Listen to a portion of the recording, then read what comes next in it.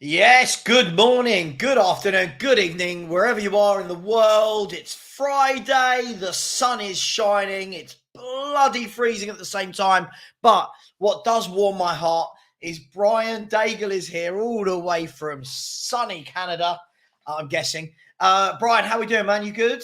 Yeah, listen, brother, it's good to be back with you. Loved doing the show last week. It's still sunny Canada, but it Good. was a day of mourning in our house because we had to take the air conditioning unit out to shut the window because the breeze was coming in. So it means the weather is soon, very slowly, it's starting to change and get a little bit chilly before we get to sub-zero temperatures. Not a good day. Not a good day. Yeah. You had me worried there when you were talking about condolences. Oh no, what's happening? Okay? Listen, we can live with that. Yeah, listen, bro, it's some good comments based on this show Yeah. last week. And I said people seem to really like you. It's not me. It's you. It's your face, your opinions. You're very calm, and look, you're back for some more. So for Yeah. anyone that didn't see this show, the premise of this show is simple. Brian and I chat for an hour and 10 minutes. What we do is we talk all things Spurs, we talk all things football, and one person picks the subjects each week. We have 10 minutes on each subject. Last week, I picked the 6 subjects. This week, Brian has picked them and literally given them to me now, like 1 minute ago to upload. And so I've got no idea what he means by any of this. But Brian, should we crack on? Yeah, you've got to get the timer ready because you're in control. I'll do the subjects. I'll get the time ready. Just quickly before we do, I feel like I don't want this to be one of our subjects, but I do feel like we've got to talk about just briefly for a couple of minutes. Yeah. England at home to Greece. All I know is that England must have absolutely ruined a number of accumulated bets across world football last night. It was a bit of a shit show, wasn't it? England, losing to Greece, all these attacking players on a pitch, but with no real sense of pattern or play. What did you make of it? Well, I only caught the second half of it, and that was bad enough. What I am hearing today and seeing on social media is that Wembley apparently they started singing "Are You Tottenham in Disguise," which is the banter just keeps coming. But it reminded me very much of back in the day when we had Scholes, Lampard, and Gerrard, and how do you fit them in? Yes. Or Lee Carsley tried to fit all these star midfielders we have got and attackers.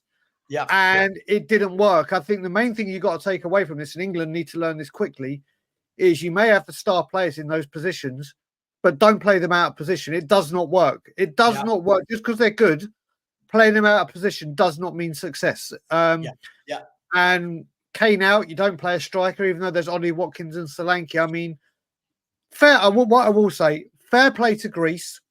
They absolutely battered us. And Joe, fair play to every one of the Greek players who paid tribute to the unfortunate passing of Bulldog.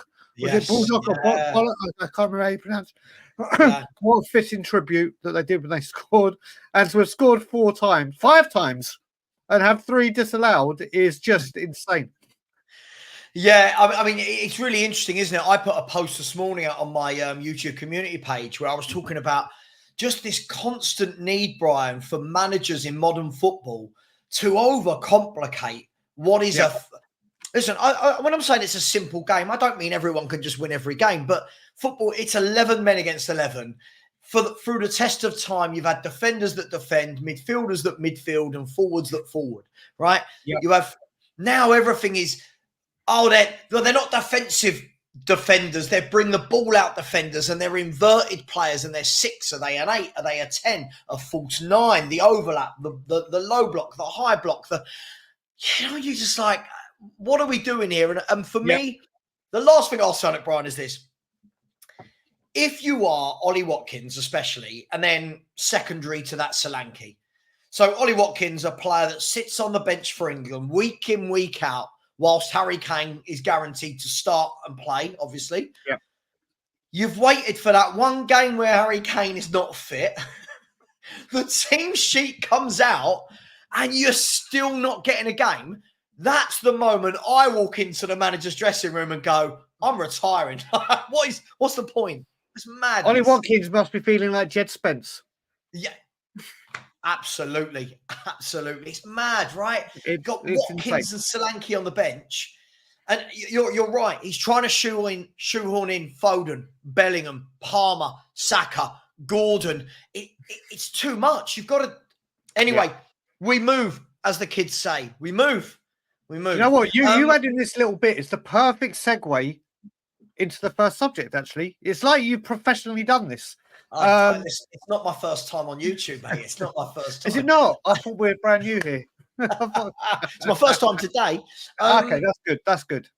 And do you know what? I didn't YouTube yesterday, which was actually quite nice. It was nice not to... I didn't have one comment of abuse for 24 hours. It was serenity. Your first section, I'm going to start the timer. Talk us through it, Brian. Go. Okay, subs or selection. So this is just you and me having a conversation about what's more important moving forward. Because so everyone that loves Ange Postecoglou, this isn't us slating Ange Postecoglou. This is if you watching to comment, and if we were Ange going forward. Obviously, I was going to put formation, but we know Ange isn't going to change it. We know Ange is not going to change the formation. He plays his way, and that's what he stands by. So it's not even worth bringing that in. But if you were manager, what is more important to you right now going forward? Do you think it's tweaking the selection or improving when and who he makes his subs for? I mean, look, I think they kind of dovetail off each other, right? So, look, without being a politician, I think you've got to get both right. However, let's just assume that we know he likes his selection. We know that he's morphed into this season into the Maddison and Kulusevski, for example, playing as attacking midfields, false midfielders, and then Bentancur on his own in there. Let's assume he continues to do that. Then the substitutions have to be right. You have to be prepared to make the substitutions. I think you have to be prepared to acknowledge that there are going to be games where all-out attack, all-out attacking options in your in your front 5 or 6 is going to get overrun. And that is when, for me, the substitutions need to be tweaked. Now, obviously, this comment from you is coming off the back of a lot of conversation people would have had after the Brighton defeat. For me, I think it's fine. When it works, it works. First half, it worked. Yeah. No need to change it at halftime. I think for me, the more important thing is when you start seeing it not work, when you start seeing that they've adapted their tactics and they're starting to overrun us in midfield and on the wings, that for me is when the substitutions, Brian, have to come into play. And unfortunately, the answers he gave afterwards about why he didn't make substitutions, as a fan of this many years, that doesn't sit well with me at all. So hopefully that answers somewhat to your question. So the reason I do is, and the main person I'm homing in on here is obviously we just mentioned him with the Ollie Watkins, Jed Spence. Now, obviously, I'm looking at it, or we were all looking at it. Destiny did not go to Hungary for the Europa, and the press conference came out. He's staying, and he should hopefully be fit for Brighton. Fair play, which obviously he started. Does that with that performance? I don't think he was fit enough. All right, the first half we didn't really get a test, but the second he made that second half, the first error, like you said, it's awareness of when to do it. I would have immediately gone, right, okay, you're off. Now, Destiny Udogie, I don't hold responsible for that first goal entirely, because if you look at it, Van de Ven went for the challenge, he missed it, and then that ball is coming to you at a split second, and you have to react. And obviously it was quick, but you could see he was struggling in that second half. And you look at it, and I'm now thinking, would I have started Jed Spence if Destiny? I mean, we don't on the scale of 0 to 100, we don't know how fit Destiny was, let alone match fit or fitness wise. Could he have been 80%? Yeah. We never. But it's like when you see that, do you think to yourself, right? I would have started Spence, and if Spence was struggling, then bring on a 80. Let's just use 80% fit Destiny to finish it off. Or as soon as you see him struggling at 1 and you know he's carrying an injury, we're under pressure, Yeah. You make that change. And that's just destiny. I mean, Bentancur is another one, but destiny was the one that did it for me. Well, I mean, yeah, look, it's an interesting topic, isn't it? I think what we're starting to see from this manager is, look, I keep hearing from a lot of fans that we've got a strong squad and we've got lots of different options, but this manager doesn't really go away from that 11. You know what I mean? He doesn't move away from it. We're seeing it with Radu Dragusin, doesn't get a game for love nor money. And again, that's going to be detrimental moving forward for players. If they're not getting game time, they're going to leave. And that's where management is very important. We use the word drop a lot rather than rotate for players. For me, if Destiny Udogie is carrying an injury, if he's not 100% fit, isn't that why you kept... Isn't that why Ben Davies is in the squad? Isn't that why Jed Spence is in the squad? No matter what you or I think of them from an ability standpoint, that's the squad that the manager and the club have gone with. Right? So for me, look, I think there's a little bit of that. I really, really do. I think there's a lot to be said about that if players aren't 100% fit. Listen, this is a Brighton team, by the way, that hadn't won in 4 Premier League games. Which they haven't won a game for 43 days in the Premier League. They had 6 to 7 first-team players out injured. It's a team that they're able to rotate players, all right, due to necessity.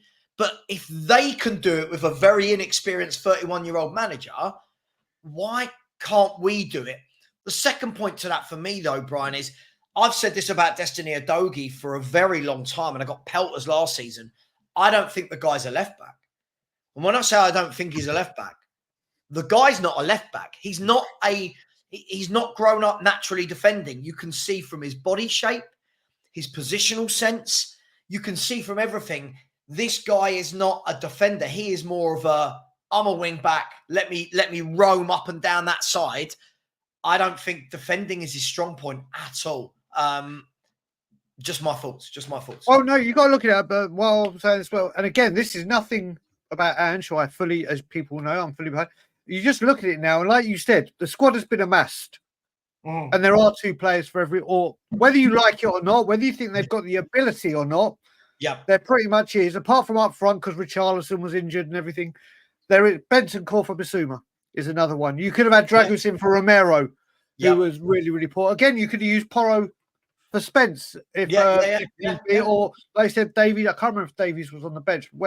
So that the thing is that there are options now, isn't there? Whether you like them or not, would you rather like an 80%? Whatever, and I'm using 80 just as the magic number here, rather than 100% Davies or 100% Spence, and the same with Bentancur with Bissouma. It's like the players are there. Is dropping an 80% Destiny, who is struggling clearly, worse than 100% for Spence? I don't think so. Yeah, look, I agree. Look, football now it's not a game of 1 to 11. And correct. Last season, I get it. You're going to have to play your best team every week because, look, I think in any season you get injuries, you get suspensions and form, etc. But last season we weren't in Europe. And we didn't have, everyone knows what happened to us in our cup competitions. We were out very early in both cups. This year, though, you've got 4 competitions. This year, for me, I think this is where you're going to see how good a manager is when there are games straight after Europa League games where you go, okay, so-and-so's played a lot of football. I'm not suggesting, by the way, dropping a Pedro Porro. I'm suggesting at some points you're going to say, you can't play every 3 days. And Jed Spence is in the squad. So at half-time, for example, in that game, could he have said, okay, look, Matoma's starting to get the best of Porro. Porro, listen, I'm going to give you another 10 minutes. If you struggle against him, I'm going to bring you off and Jed Spence is going to come on. We don't ever do it, Brian. It's almost like this is the 11. No matter what happens on the pitch, we're sticking with it. And for me, it's disingenuous. Whenever I say things like this and people say, so-and-so's not better than so-and-so. Unfortunately, that's not what a squad game. You're not going to have 22 players of the same caliber. Yeah. But this is a squad game. Dragusin needs minutes. Yeah. Jed Spence needs minutes. Right? Davis, I'm not saying I want him. He needs minutes. These players, they can't sit on the bench week in, week out. Then when they're called upon for 5-10 minutes, we go, oh, they were rubbish today. Well, of course, they're not getting any football. And like I was speaking to someone yesterday, when we were growing up, Brian, there was reserve football. Correct. So the players that weren't playing were playing a competitive game once a week in the reserves, keeping up their fitness, their sharpness. We don't have that now. So, look, for me, I think, listen, the selection is very important, but what you do with the subs and your in-game management is more important now with football. I agree with you. I agree. I will say as well, just very quickly before we go, with Porro, you look at it, he's in all 4 competitions and international. That's his destiny. Now, the reason I pick on Porro here is because of Carvajal's injury. You know that Porro is probably going to play every 90 minutes for Spain. So he plays 90 minutes for Tottenham against Brighton, 2 sets of 90 minutes for Spain, I would imagine, or the best part of. Then he comes back as West Ham. And because Spence cannot play in Europe, that's the thing. He can rotate with Spence and Destiny. I'm looking at me doing a little dance here. Spence or Destiny. Spence or Destiny. That's the new dance. But by not playing Spence, that's what he's almost done with Archie Gray, isn't it? It's correct. Because he's not picked Spence. The only way now to rest Pedro Porro is to shoehorn Archie Gray there. And I know people say he played right back for Leeds, but playing right back in an Ange system isn't really right back, is it? It's not. But listen, that is 10.5 minutes, Brian. Naughty us. Oh, my God. We've gone 30 minutes, seconds over. Right, the next one, I believe, is, now you got this completely wrong. Hot air versus heating up. I like to do these cryptic ones. Now, I have this Spurs equation where it comes to these stupid rumours that start going. And basically, it means international break plus Spurs bad result equals hit rumours. Right. Now, obviously, Pedro Porro and Romero's non-£65 million release fee that was touted, that was in his contract, which has been proved to be false. With all this happening now, as we all know, and Porro's comments that have come out about Madrid, do we think this is hot air from sources, or do we think the dark arts are at work with agents? Because it's very, very easy for an agent to go, listen, in Argentina, Romero's got a 65 million release fee. And then all of a sudden it's out there and it starts setting all the tongues wagging and people think, oh my God, is he... We spoke about Romero last week, but I'm starting to... I don't know if it is hot air or things are really starting to heat up. Look, it's 2024. It's anytime a player doesn't play well. So, like, for example, Romero at the moment, for me, I don't think he's had a good season. I really don't. I don't think he's playing well. I do think it's a mixture of the tactics and looking disinterested. However, what we do is we get player in bad form. Yep. He must want to leave. Now, look, from there to there is a huge leap, right? That's not to say there's not going to be little ounces along the way that are probably true, little specks that are true. How true? I don't know. I really don't know. It's the easy thing, isn't it? Oh, Romero's not playing well because he wants to join Madrid. Now, I like to think that's not true because I want to think that footballers are more professional than that.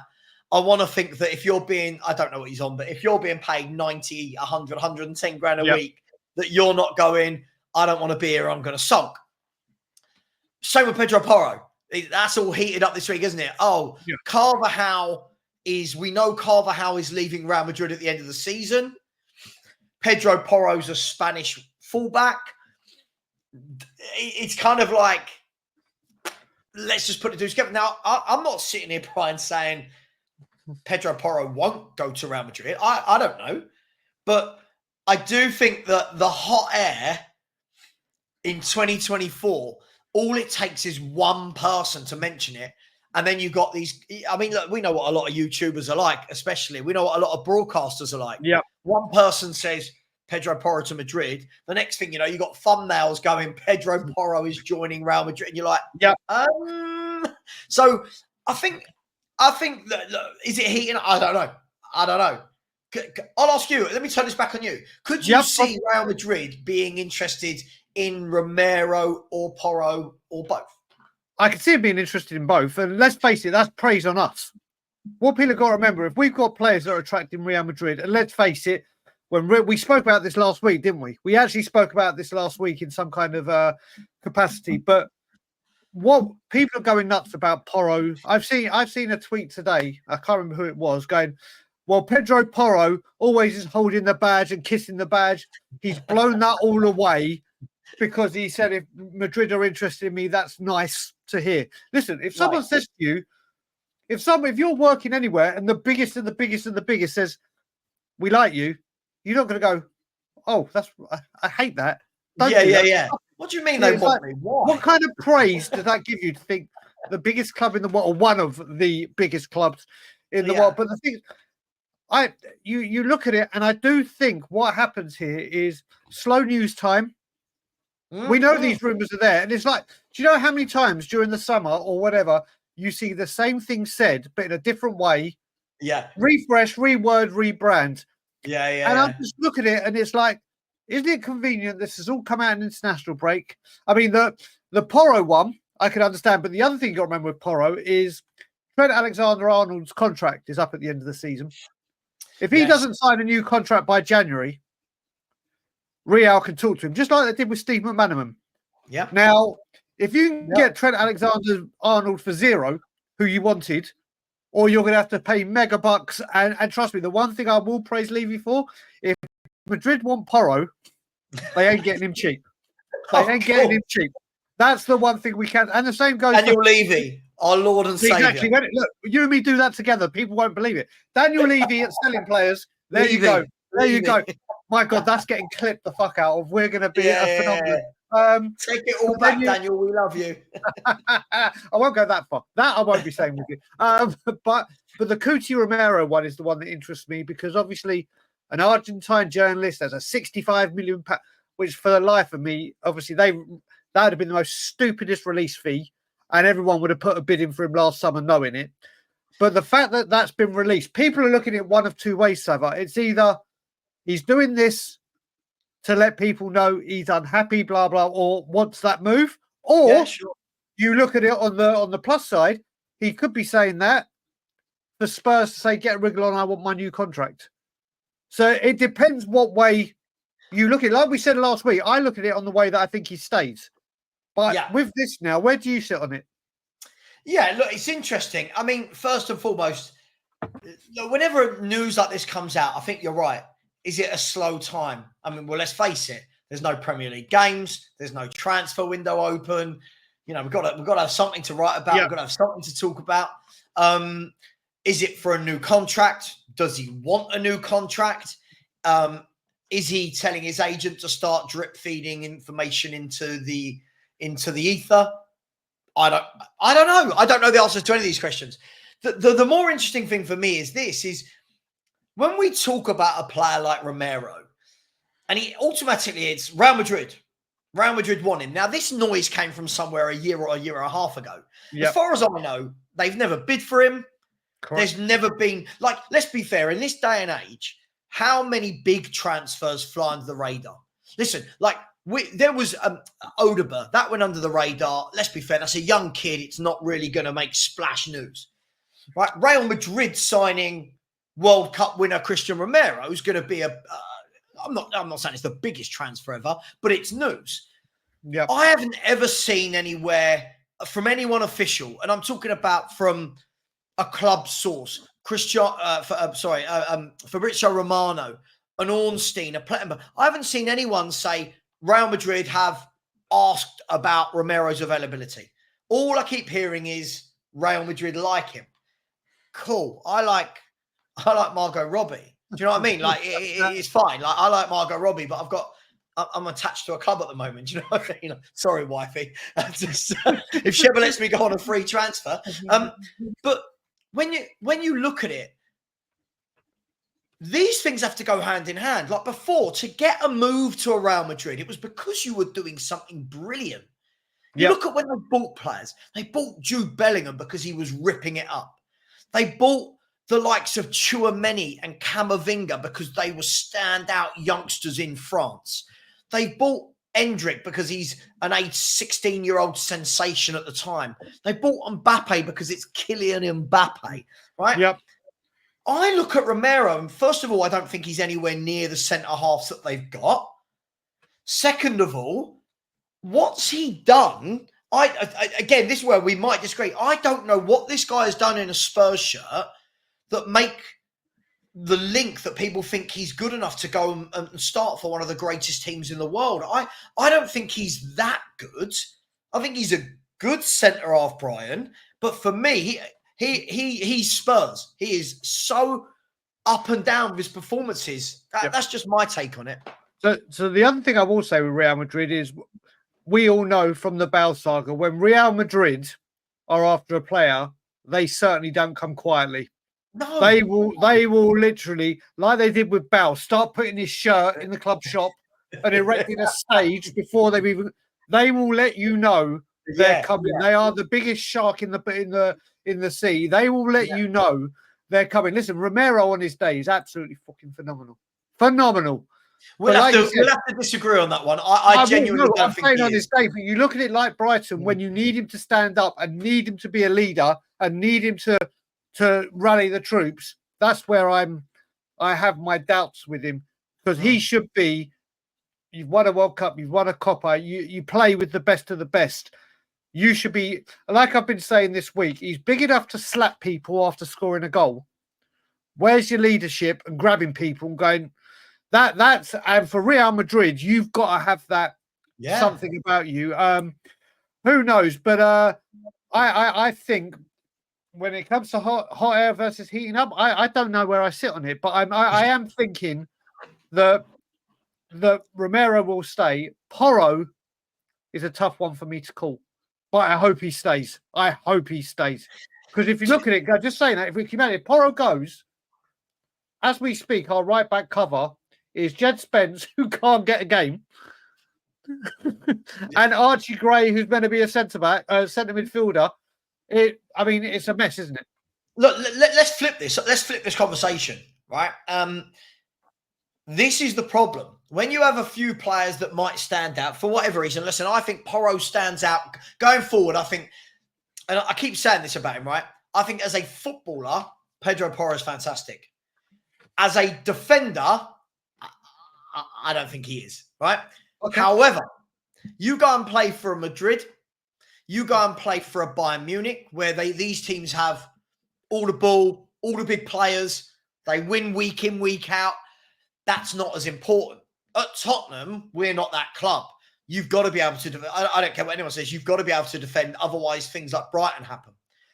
But what will not fly is if they go to a club like Real Madrid, these mistakes that we see more often than not from these defenders, those Madrid fans, they're not like Spurs fans. Yeah? Those Madrid fans don't come with the vibes, right? Those Madrid fans don't go, oh, Cootie, oh, we love Pedro. Those Madrid fans are like, out. Do you know what I mean? They're like, no, that's 2 mistakes in 2 weeks. Get out, drop him, don't play him. The papers crucify the players.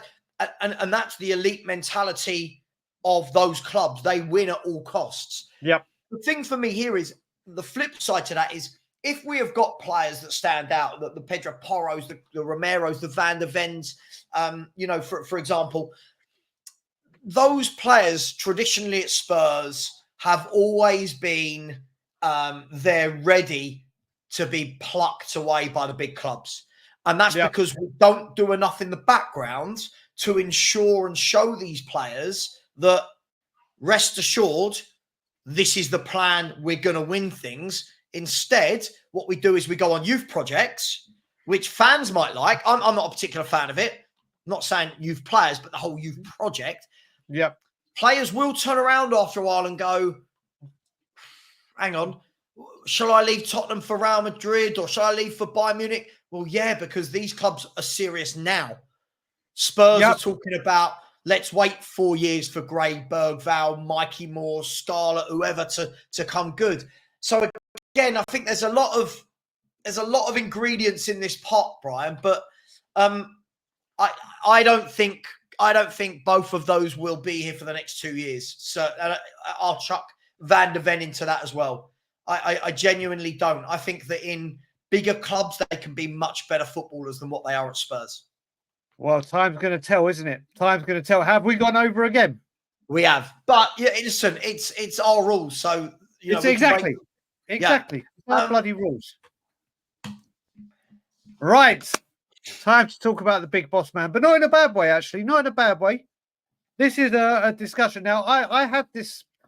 I mean, obviously, we announced another strategic partner this week officially in Salesforce. And I put a tweet out basically singing the song saying, "My eyes have seen the glory of the strategic commercial official partners at the lane, and the Spurs go marching on."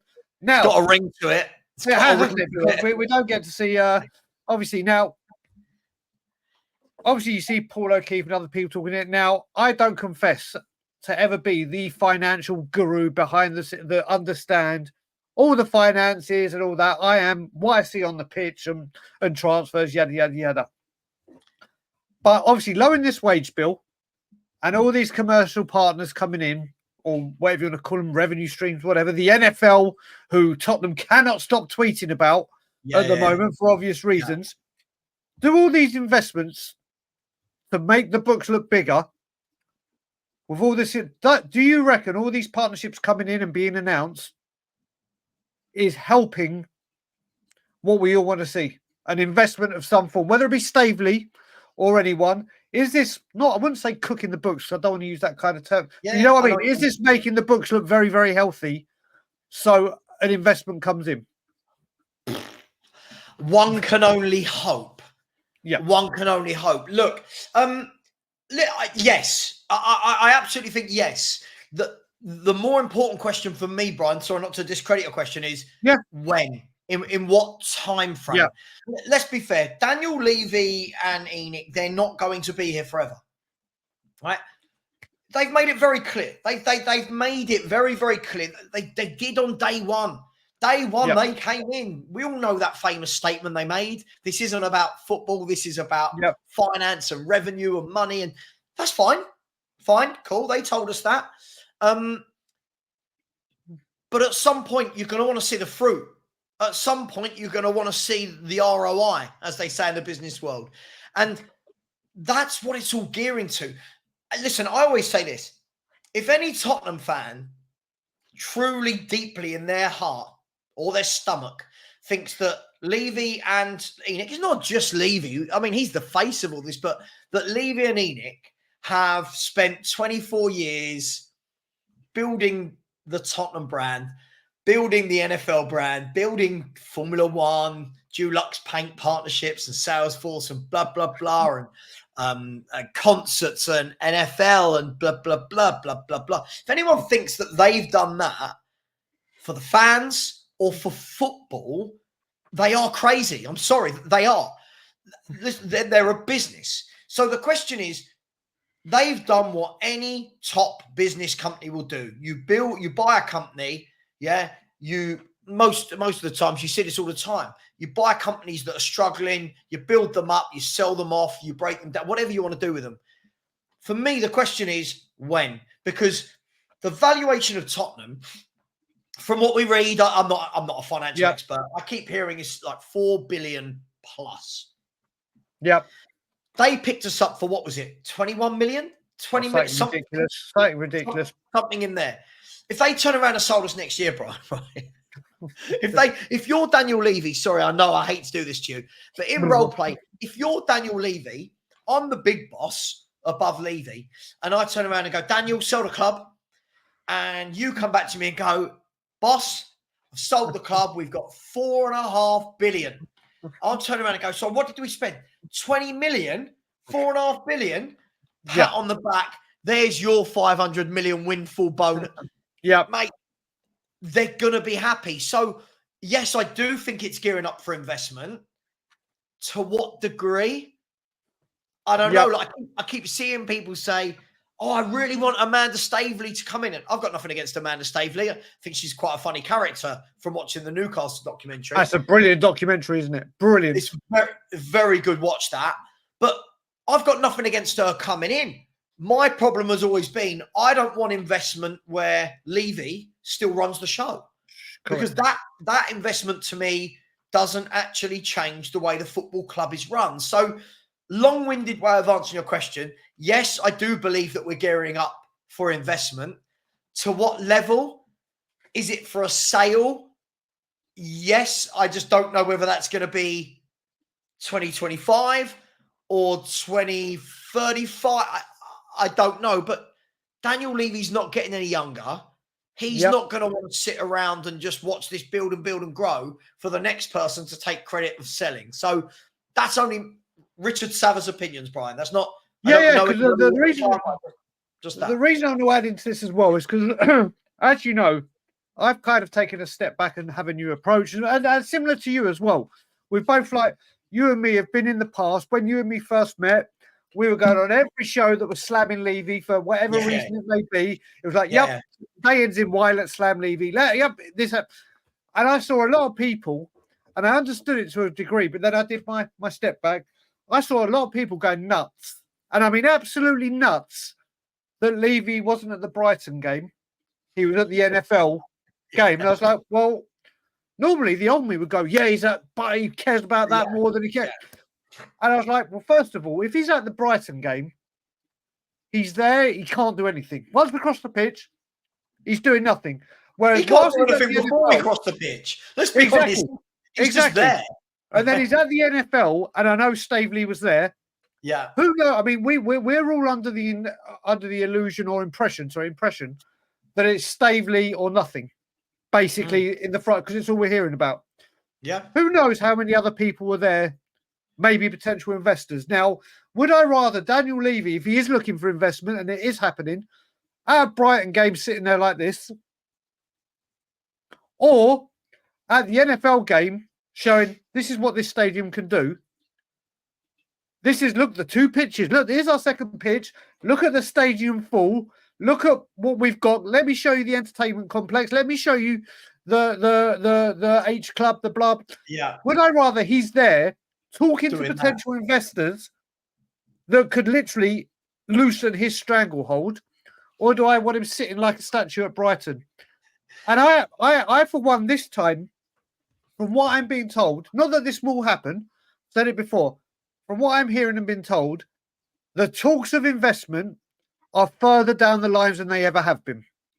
Whether that is until Daniel Levy goes, no, actually, I want this amount or that amount, and then they fall to pieces. But we've had so many false dawns, haven't we? That, it's QSI that are in, it's this that are in, it's F1 that are in, it's Liberty that are in.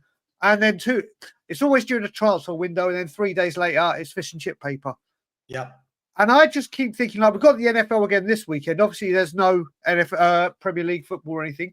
He'll be there. So do I think he was there to showcase that stadium and potentially talk to investors? Yeah, I do. So I actually think right now we're declaring these partnerships because they are coming thick and fast this season.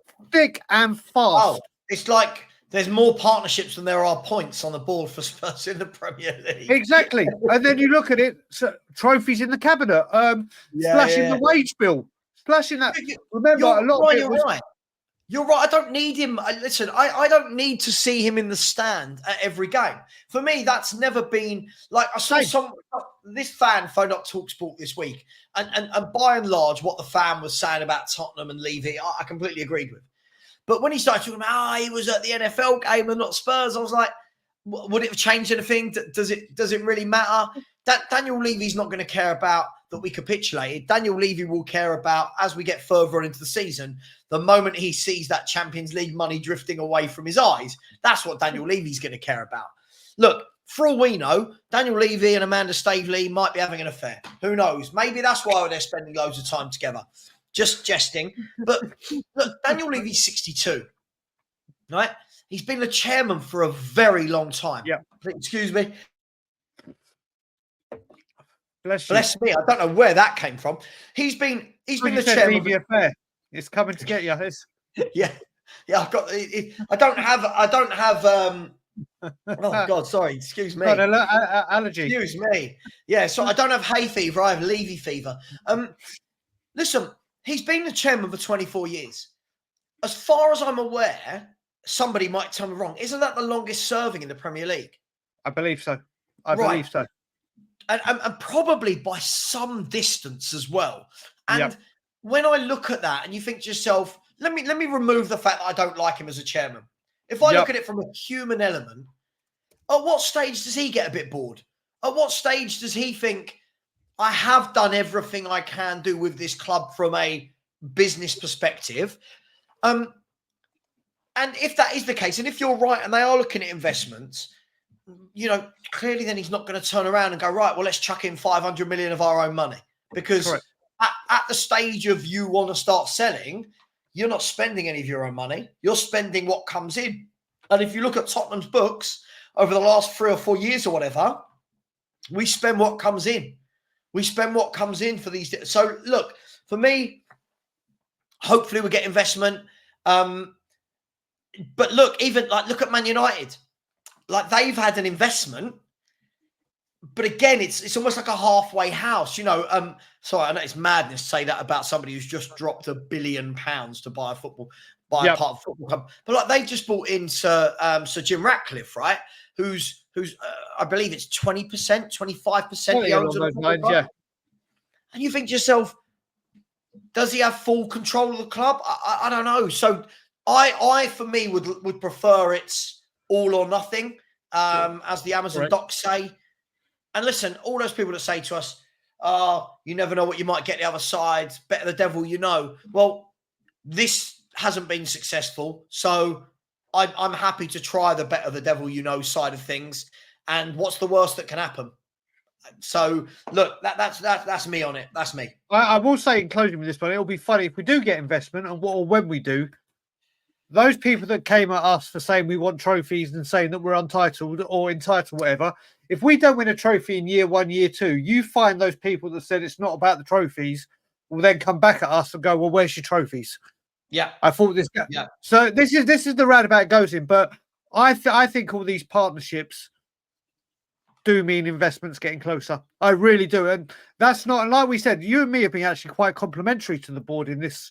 And obviously when we're talking about Porro and Romero and fees, I think having Daniel Levy, like I said ages ago, you and me might have got absolutely nuts that he was at the NFL game and not at Spurs. But if there's somewhere where I want him to maybe have an influence in doing something, it's promoting. Who better to promote his baby at the stadium than him? And what this stadium can do?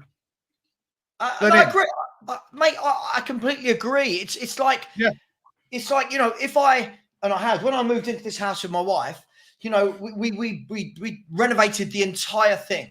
We renovated everything. If I'm going to sell this house, I don't want a estate agent having an open house. I want to be here with the person and go, by the way, just so you see all this, yeah, that's brand new piping. We've done this. Yeah, that's just me. But hey, look, one day, can you imagine? So I know we've gone over time, but can you imagine this football club with different owners completely?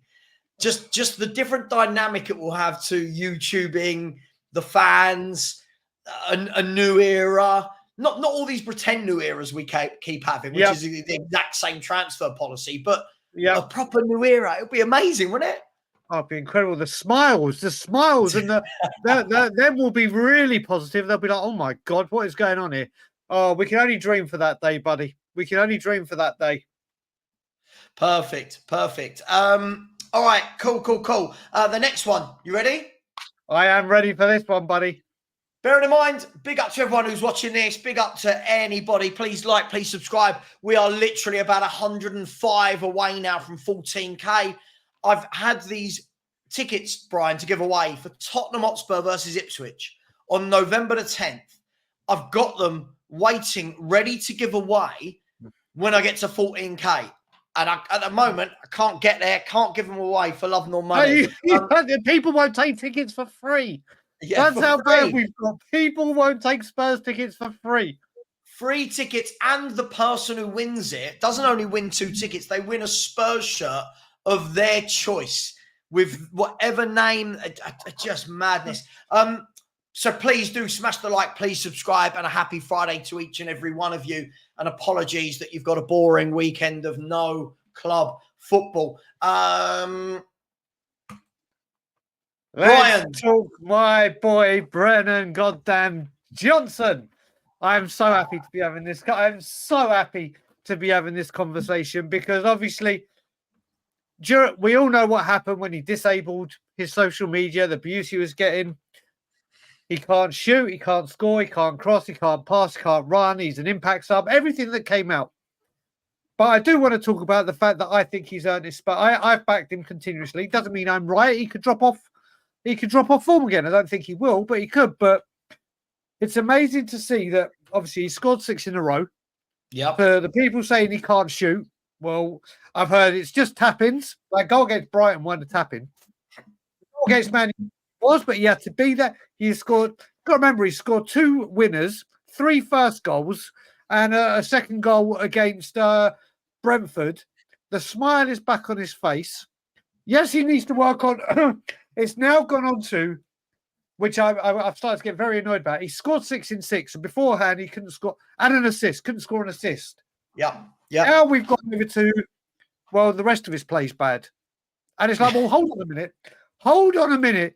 You can just say, do you know what? And I've heard you say it, Savva, so fair play to you. You said, you know what? He's scoring goals. Fair play. He weren't doing that. He is doing that now. Do I think he needs to improve here? Absolutely. Yeah. But why is it now, rather than giving him his Spurs and saying, do you know what? Well done. We now move on to, and I don't mean everyone, it's now of course. scoring, but now the rest of his game's shit. It's like his defensive work's got better. Yes, there's improvements, but the one thing that everyone was grilling him for, not scoring, he's the most informed. He's our top scorer. He's on a run that not many people in Europe are. Mm-hmm. And it's still, let's find somewhere to bash him. Look, the Brennan Johnson conversation has just been going on for since he signed, if we're going to be honest. Look, I think the thing is, it's the same thing as always with our fan base. We want players to either be the worst player there ever was or the best player there ever was, depending on the week that we're in. Look, for me, 2 things. 1, do I like watching Brennan Johnson play? Is he my type of footballer? Do I think he's that good? No. I can't sit there and say, oh my God, he scored 6 games. I love him. However, being the old and ugly man that I am, I can admit I didn't see this 6 in 6 coming. I didn't think some of these finishes he was capable of. Fair play to him. Can I deny that he's in great goal-scoring form? No. Can I deny that he's stepping up and finishing where, let's be honest, Solanke's not getting in these positions? Let's be fair, Sonny's not scoring this number of goals. I know he's missed the last couple, but Sonny's not scoring these goals. Let's be fair, Kulu's, all right, I know he got 1 against Man U. Kulu's not getting this number of goals. Maddison's not getting. So, for me, can I knock that? No. Does that mean where people revolt? Like, this is where I think it happens, Brian, and we can have this open and honest. We can talk about anything, me and you. We can. I think the difficulty is when a player, you don't have to rate a player, and you're allowed to rate a player. That's life, right? No, correct. I can't turn around to you and go, oh my God, you don't rate it. You have to rate him. You have to. No, you've got a choice. On the flip side, it's the player starts to score a few goals and it's the silly fans that ruin it. And what I mean by that is someone like yourself going, look, he's stepped up, he's doing well, we can't knock it, fair play. Yeah? Yep. Then you get someone like me who's saying, okay, fair play, I still don't like watching him as a footballer. But then you get the people that say he's still shit. And it's like, okay. It's saying you don't like him as a player, saying that is fine, but not acknowledging that he's in a patch of form is wrong. Yeah. But for me, it's the being in great form doesn't make you a great player. And that's why the word I like to use, is consistency. For me, this isn't about 6 games. It's about him as a footballer I don't rate. But the people that get silly are the, can we have apology forms? Yeah. Now, Brian, we're both 40 plus, right? Yep. We both remember football before this little thing called the internet came into play and before YouTube came into play, where you'd be down the pubs, which is interesting for me and you. You'd be down the pubs talking with your mates before a game, after a game. I don't like this player. He should be dropped today. Manager's not for me, blah, blah, blah. You'd come back after and go, oh, God, I got that wrong. He was good. Or I told you he was bad. But I never remember people going, oh, where's the apology form? So, whoa. And this is where this is why I do think some people have completely pulled away, Brian, to the point where they're like, no, I'm not going to admit it because you want an apology form. Rather than just all saying, you know what, he's done well. Does he need to improve his defensive job, his duties? Absolutely. Is he a winger that's going to beat a man with dazzling skill? No, he's not. But credit to Ange, and I don't give him too much. I'm not a big fan. Ange is getting him into positions that he wasn't getting him in last year, into the central areas of the pitch where he can finish. And if he keeps doing that, I haven't got any problem. But the question is, we've signed a £65 million striker. I thought that's what he was in the team to do. But hey, it is what it is. Fair play to him. He's scoring goals. He's got a smile on his face. And I just want to point out, anyone that was abusing this lad on a personal level. Yeah, disgusting. First of all, there should be no abuse at all. But critique him. Say you don't rate him. Sure. Any of the abuse on the personal level, outright scum, not needed at all. Well, Joe, I'm going to bring up in this, and I always use this when I get into this conversation with him. Remember that incredible 24-hour stream you did for Andy Mann's club back in the summer? That incredible stream. But I remember a point, and the penny, I mean, I've always backed him, but the penny really dropped for me when Wolfie came on, the Nottingham Forest fan. Yes. And he spoke about Brett, and I use this all the time. I mention Wolfie and your stream all the time. Hi, Wolfie. He was there, and he said, you're not using Brennan Johnson right. The way we used him was, you're using him wrong because we used him, his pace, we played counter-attack. When we got that, obviously, we were a bit defending for our life to try and stay in the league.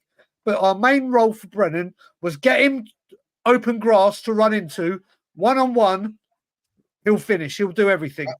When he came to Spurs, and Spurs were high up, giving him the ball, like you said, trying to be like a Chris Waddle or a Bale or beat your man. And he's not that player. He said, this is where you're not using Brennan to his strengths. You're trying to adapt him into something he can't do. Yep. And then since that Coventry game, every single game, he's had that opportunity where apart from the goal he took in Hungary, where the ball came to him in the box, he moved it. Every single other goal has been a lot of it. Van der Ven, Solanke with that through ball to him at Brighton is because somehow, whether it's down to Ange or Johnson or both or the team, we started this with formation or selection. Spurs have found a way to utilise his strength. Yep. And using his strength has bared fruit. And you look at it, like you said, there's people now that are like myself that are like, yes, I'm so happy for him. Not, haha, told you. I'm happy. But then what I don't like is you've got the people that are saying, yeah, he stepped up, like yourself.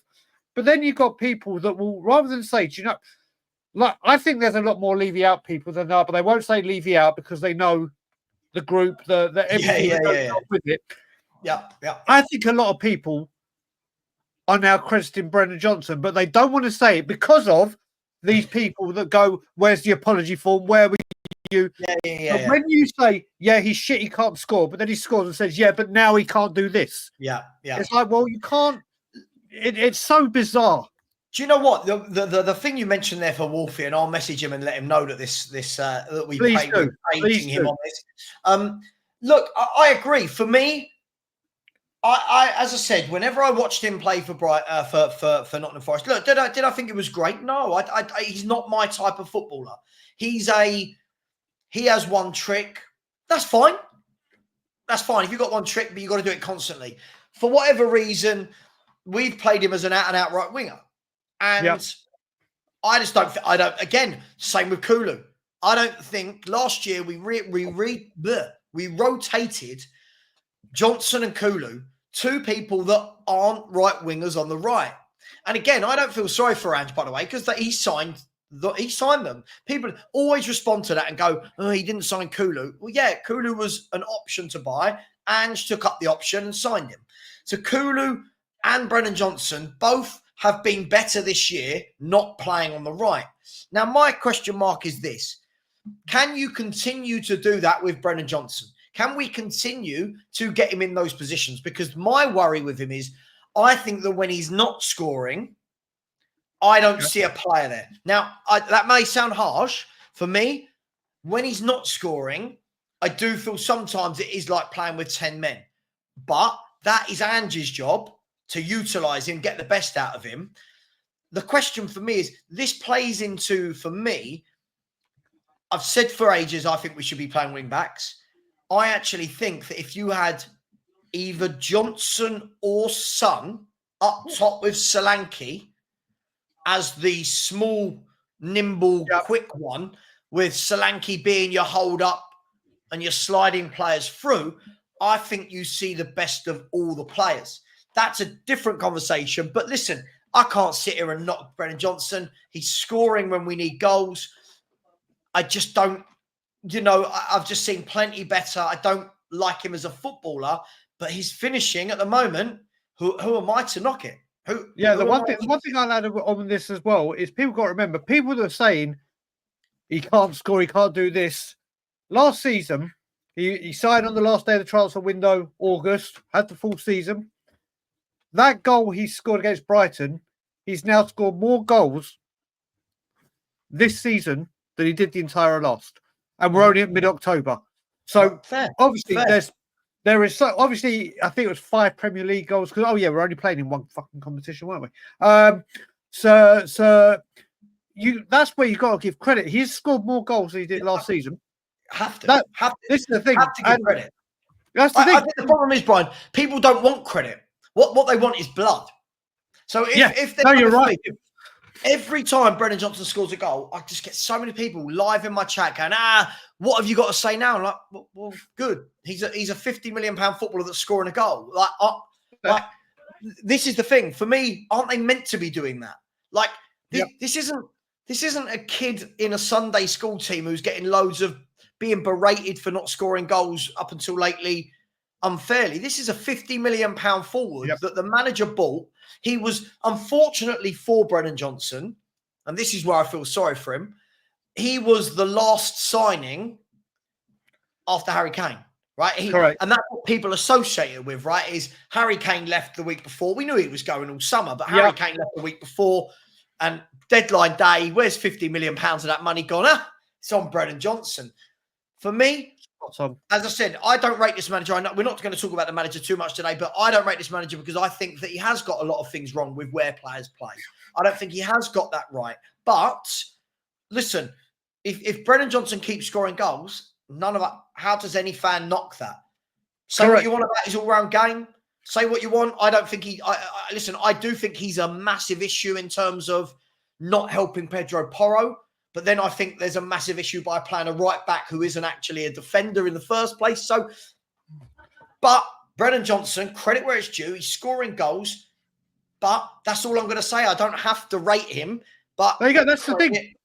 Credit where it's due. That is the thing. You don't need to say. There's players that we've all hated playing for Spurs, or disliked, should I say. Disliked. Yeah. But if he has a good game, you say, you know what? He played well today. Fair play to him. That's all it is. But we're in this era of time where you either hate someone or dislike someone or you love them. And there's no praise. But let's deal with the last one because I think we've gone over on every single one. We've got 2 left, by the way. We've got 2 left. Exactly. And these two are good ones. And this one's going to be quite we're going to brought up a slide for you, Savva. Let's bring up the Google slide because we've gone posh here. So this is what Spurs have got for the next international break. And you got to remember as well, Savva, what we got to remember, we're talking game management beforehand. Yep. After this international break, it's then the Christmas running. So you know how busy games are coming thick and fast. I can't even remember how Europa League works this year because normally the group stages are done by Christmas, aren't they? And then you've got so you look at it right now. We got West Ham coming up. Alkmaar, Palace, Man City, Carabao Cup, and then this 3 is not easy. Ipswich, away to Galatasaray, and Ipswich Town. I mean, what are we thinking about that kind of running? Yeah, look, I mean, look, again, we all wanted European football, right? And this is what comes with European football. So what we can't do is go, oh, we got into Europe and celebrate that, and then start going, oh, but it's a lot of games. Well, that's the job. That's the job. That's what your summer and your transfer window and your squad building is all about. Look, I think with anything, you know my feelings on Spurs. I think we're the most inconsistent football team in the world. Probably an exaggeration, but we're very inconsistent. This for me will be littered with some wins, some draws, and some defeats. And look, what's that? What's that? 6 games in 21 days. So it's just over a game every 3.5 days or whatever that works out to be. Look, it's really difficult whenever we do this and we talk about who's going to win in a game in 6 games time. Injuries, suspensions, form, we don't know, right? You could lose Romero and Van der Ven in the next game with hamstrings and suddenly you don't have a defense. So I don't know. But look, if I'm taking out, look, I think we should beat West Ham. They're the games at home we've got to win, Brian. Correct. Bottom half of the table. And as I've said, everyone keeps getting annoyed and they still keep being told I'm cherry picking stats. They're the games Ange tends to win. There's some slip-ups in there, but bottom half of the table, especially at White Hart Lane, tends to be the games where Ange picks up his points. I don't think it's going to be any different with West Ham. Remember, he hasn't beaten West Ham yet. Sure. So you can look at that one of 2 ways. One, I always hear it's West Ham's final. Or 2, the odds are that at some point he's going to beat West Ham. So I think we'll beat West Ham. I do. I do think we'll beat West Ham. I think West Ham have got some very dangerous players.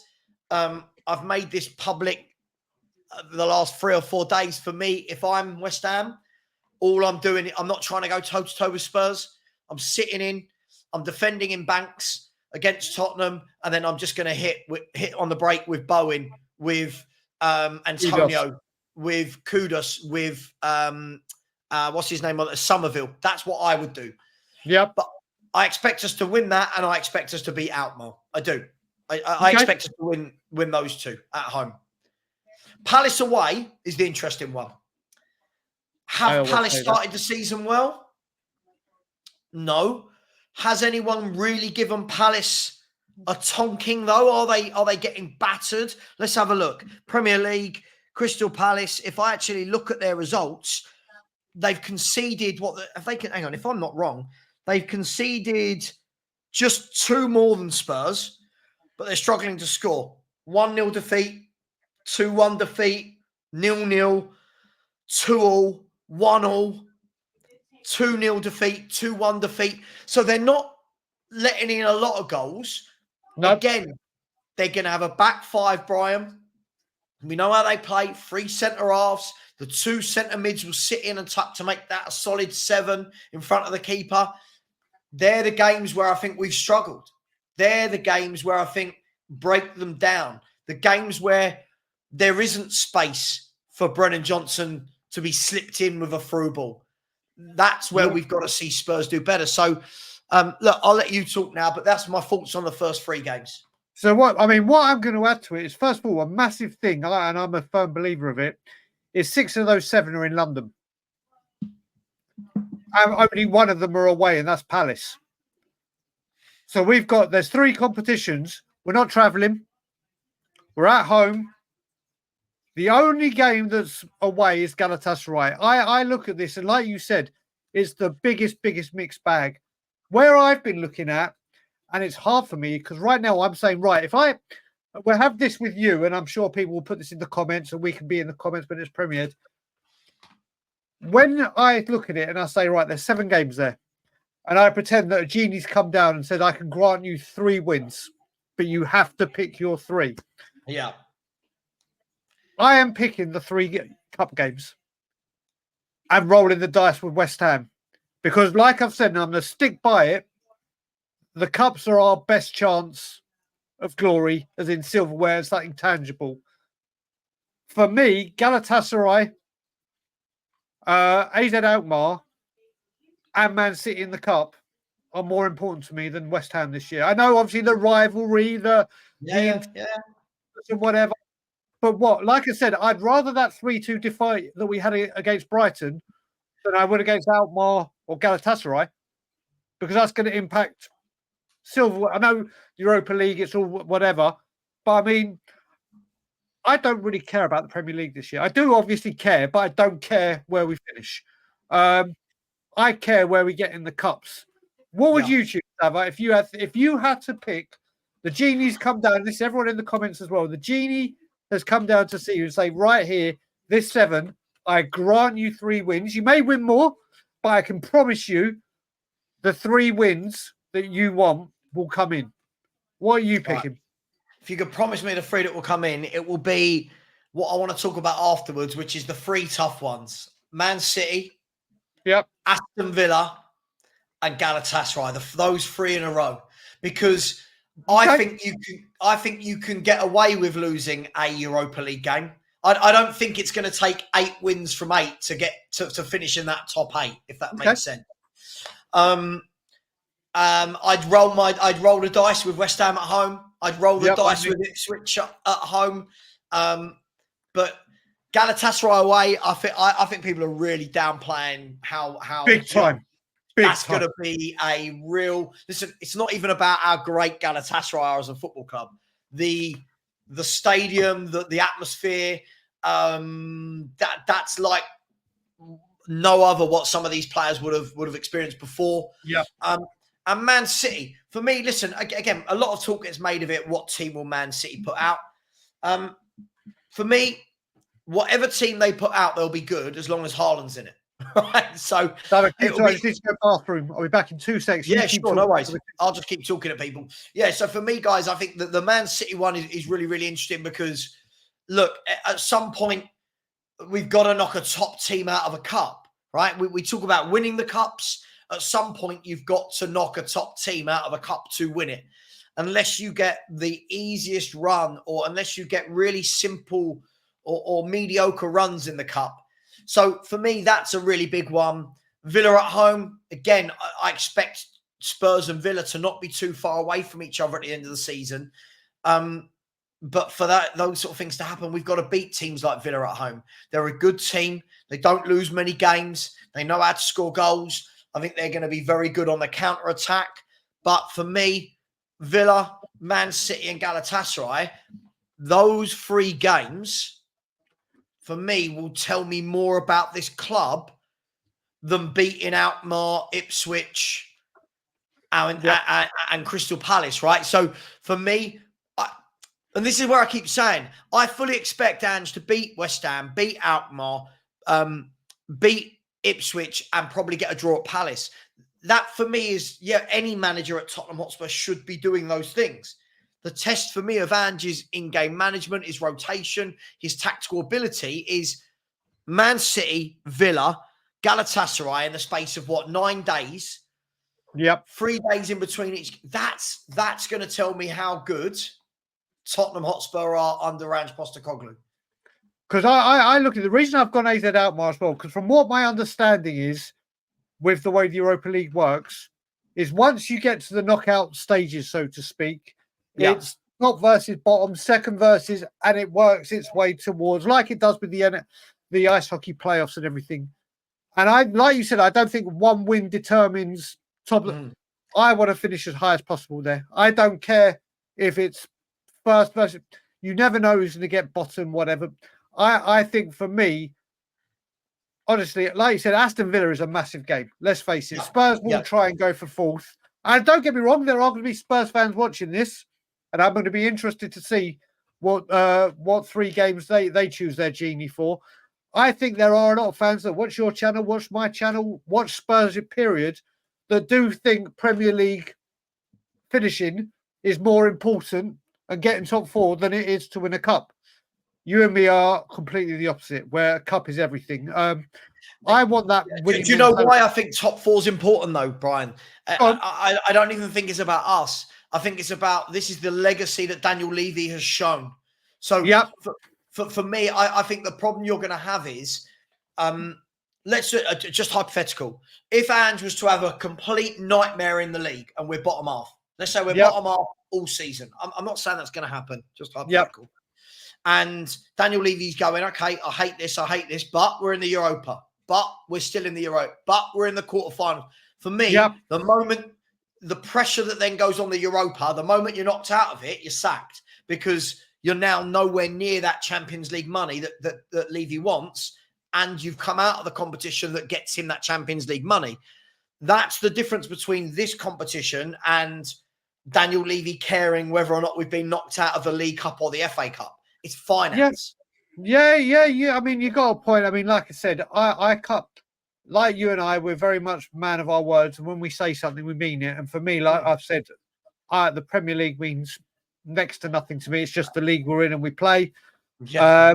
My three, because you never know. Like you saw, the reason I put Alkmaar in it as well, we've rolled the dice. We would have, if we're doing this last time we're in the Europa, we would have rolled the dice against Mura. Yeah. We would have rolled the dice against was it Partizan Belgrade? Or possibly Dynamo Zagreb, whatever. You know what I mean? We would have rolled the dice. We would have rolled the dice and say Spurs should be winning that. Yeah. I just, when it comes to the cups, but like I said, the most important thing is after this fixture, the Ipswich game, there's an international break. Then you're looking at December/January, and then the FA Cup comes in. Yeah. So I mean, you then look at it. I think this period of games. I know we always say this, but this is vital to our season. This is the block that I think shapes what goes forward. It is. But as I said, for me, and this is why when people keep saying to me about Ange in, Ange out and all that stuff, so I said, I don't think it matters, right? Because there's enough games there that Ange will win against lesser teams that means we will still be there or thereabouts.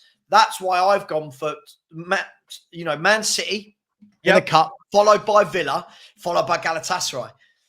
For me, that will tell me what's our mindset. Yep. Right? That, for me, will tell me how good are we? How good's our squad? Because as the season goes on, you're going to have injuries. You're going... Look at Brighton already. 6, 7 first-team injuries.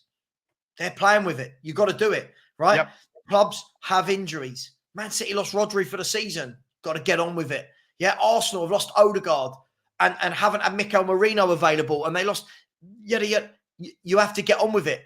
So this 7 games is really important because by the time we get to November the 10th, right, which is what? It's 32 days away from now, isn't it? 32 days away from now, there's 7 games. This will tell us what's our squad capable of, what can we cope with.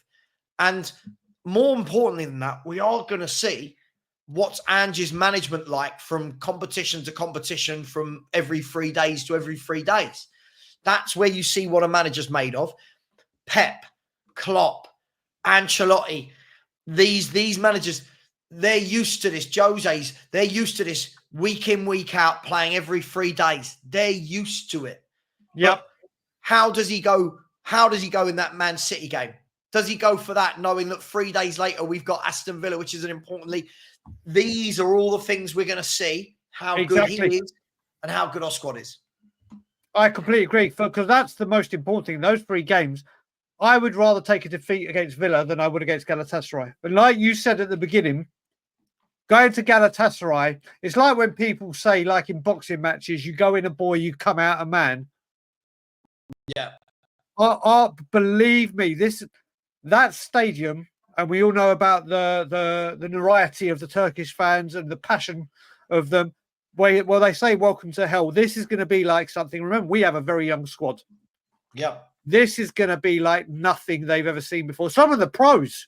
I mean, Kuti may have seen it in Argentina with Boca and all that, but this is a game like no other. And I hope we go into that fully equipped.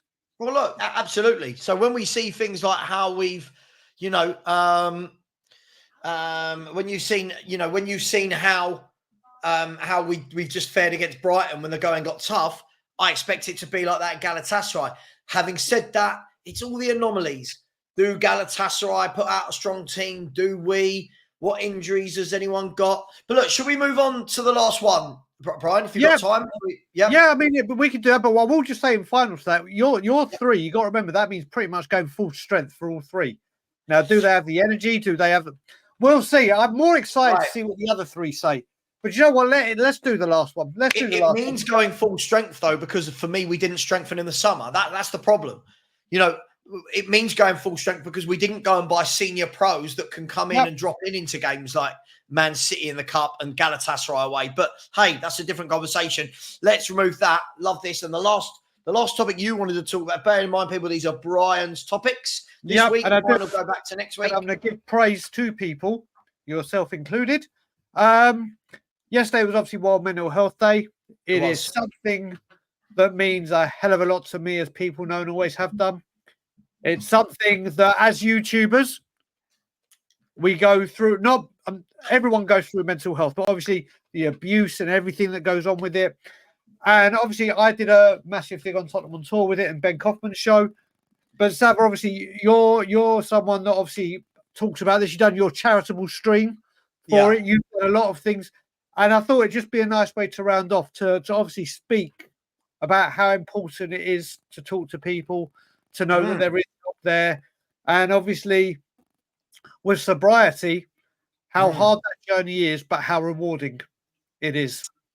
Yeah, listen, I think it's really important, right? And it's interesting because in years gone by, this subject wouldn't be tied to football. It wouldn't be tied to this, but unfortunately it is. And I think yesterday, being World Mental Health Day, I think people should acknowledge that every day should be good for people's mental health. And look, as you said, everyone goes through it.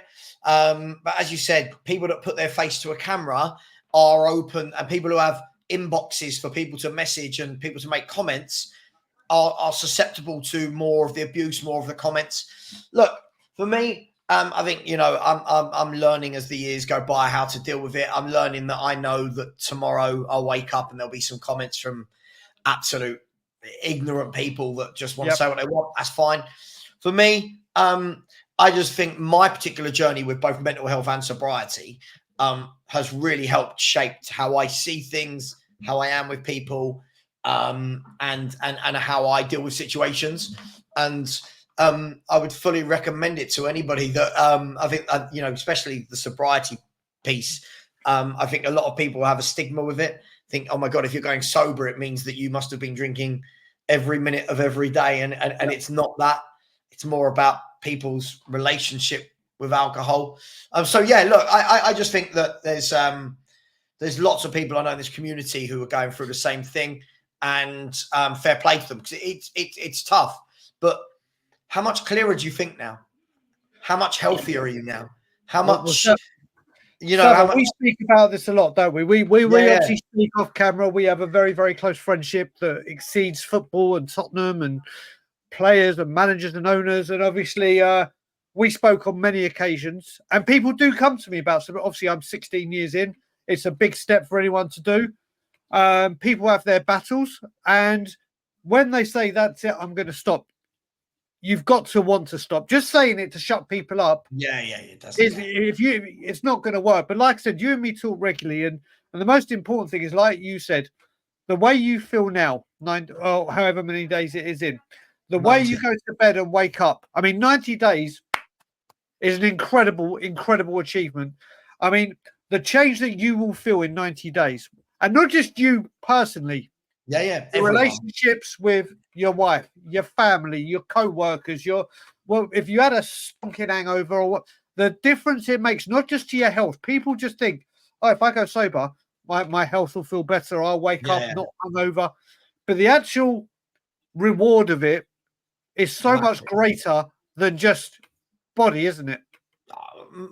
Mate, absolutely. Do you know what? And I think this is where it ties into the whole football side of things and the YouTube side of things. It makes everything clearer. Like when I stream now, I'm fully there, full clarity. Yep. Before, sometimes if I was doing a watch along on a Saturday and I'd had a big heavy night, Friday night out, it's a chore. and you snap at things, and you're not there. You're not. But you're right. Yes. Is it brilliant for health? Of course, it's brilliant for health. But that's not it. It's I'm going to wake up tomorrow, no paranoia, no wondering what happened. I don't have to I don't ever look at my bank account on a Saturday morning now and go, oh my God, what did I spend that 50 quid on, that 100 quid on, that free? I don't ever worry about any of that. I literally wake up, I'm good to go, walk the dog, go out, going to do things now that before seemed like a chore because it was just getting in the way of me having fun. Now actually things that I like to do, and you don't disappoint people. That's the number one thing, isn't it? That's the number one thing. You're not disappointing, and you never see that face of theirs. So, look, I don't think we should beat this to death. But listen, I think it's good that you brought it up, Mental Health Day yesterday. But I suppose just to say, if anyone does want any support or understanding of what direction they can go and where to get that help, and by the way, it's not a sign of weakness. It's really not. It's a positive. It's a sign of strength. Then please reach out to myself or Brian. We'll point you in the right direction. But listen, Brian, and 16 years, bloody hell. It's a long time, mate. That's older than some of the fans who comment on our YouTube shows. Oh, mate, look at it. I personally am taking responsibility for how long we haven't won a trophy. Maybe I need to drink again. Well, honestly, do you know what? Brian's not gone sober, everyone. He's just said he's not going to have another drink until Spurs win a trophy. It's the same thing. It's the same thing. Yeah, it's like, like when prisoners go on a hunger strike, you've gone on an alcohol strike. I have. Yep, definitely. No way to continue. You should say thank you because Daniel Levy cares about you, so he doesn't want to win a trophy. What a way to end the stream. Guys, girls, big up. Please smash the like button. Please subscribe. Listen, I don't think I'm going to do anything over the weekend. I truly think it would be forcing content for the sake of it. But listen, all I would say, the last thing I'll say on the mental health and people's abuse and all that is, look, I know there's a lot of YouTubers out there that like doing this personal attacks on each other. They like making videos about each other. Brian and I think we're definitely not in that camp. Because I don't think that's good for anyone's mental health, anyone's well-being. And always remember, you don't know what's going on with somebody. You don't know. When everyone's, somebody's making a video about this person who, hypothetically, they're making it about person X, person Y, person Z. Everyone piles on and you don't know what's going on with that person. You don't know what's going to tip them over the line. So please just think before everyone's so goddamn nasty. The debate is fine on football. The personal is not. Brian, you're a legend. Thank you so much. I'll be in the comments for when this goes live. This will be going live at 4 p.m. UK time. I'll be in the comments section. Much love. Take care. And everybody, I'll see you back on Monday. And as always, come on, you Spurs. And as always, Levy out. See you later, everyone.